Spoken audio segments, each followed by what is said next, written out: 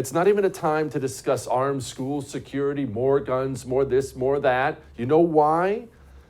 Because right now everybody is emotionally raw.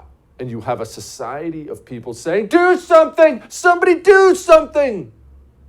Whenever you hear people saying, do something, whenever you yourself have that feeling inside of you, someone has to do something, that's when you know that's the worst time you could possibly do something, because your mind isn't in the right place to do something. We did something when coronavirus got here. 2 years later, we are heading into a Great Depression for the world. Why? Because we did something. People got scared, and we sure did something, didn't we? Now is the time to come together and mourn and pray and not politic. And like I said, I go clear back to Barack Obama, who brought this mainstream. Sure, politicians have done this before, but he really, really chose to make this a thing. And now, in the wake of every shooting, this is simply the expected thing. Every Democrat, senator, media personality, president of the United States, instead of just coming together, they do this. As a nation, we have to ask, when in God's name are we going to stand up to the gun lobby? When in God's name we do what we all know in our gut needs to be done? What in God's name do you need a solvent for except to kill someone?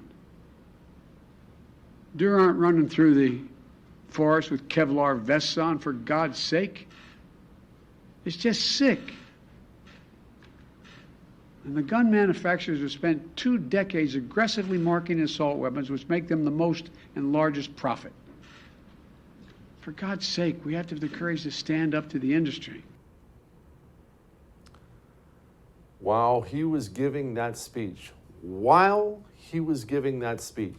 I was tracking some of this stuff live. Parents were frantically, can you imagine what you'd be going through? Calling and texting their sons and daughters in the schools. He's not picking up. I'm getting a hold of police. He's not picking up. Is he one of the dead ones? While he was giving a speech about the gun lobby. That's sick. It's next level sickness, it is. You remember that Westboro Baptist Church, the group of freaks used to show up at people's funerals, the funerals of dead soldiers, and scream at their relatives? That's what the entire Democratic Party has become. It is a sickness, and it is dividing this country. And it's universal. I mean, it's Alyssa Milano, Rob Rainier saying Republicans have blood on their hands, Elizabeth Banks telling people to vote Democrat, Rosie O'Donnell, of course, being the lovely human being she always is. And maybe the worst example I saw is actually something that happened earlier this afternoon. We have a press conference going on in Uvalde, Texas, where this took place. And what we have there is the governor, lieutenant governor, Senator Cruz was there. We have the Uvalde mayor was there. And this is a press conference updating a community that has just been ripped to shreds. 19 children slaughtered.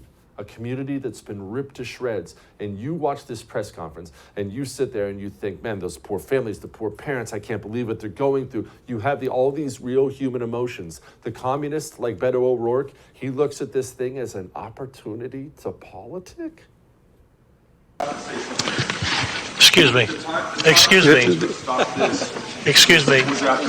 Sit down. You're out of line and an embarrassment. Sit down and don't play this stuff. Next shooting is right now, and you are doing nothing. No, he needs to get his ass out of here. This isn't the place to talk this over. This is totally predictable when you... Sir, you're out of line. Sir, you are out of line. Sir, you are out of line. Please leave this auditorium. I can't believe you're a sick son of a come to a deal like this to make a political issue.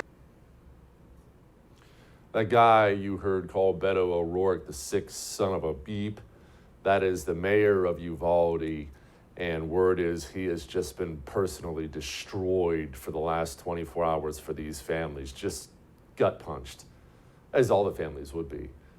And the communist looks at this press conference and thinks, oh, nice, this is a good opportunity. These are the kind of anti-humans we're dealing with. Jesse Kelly Breaks History, Vladimir Lenin, a new First TV exclusive special hosted by Jesse Kelly. Visit thefirsttv.com or download the First TV app to subscribe and start watching today.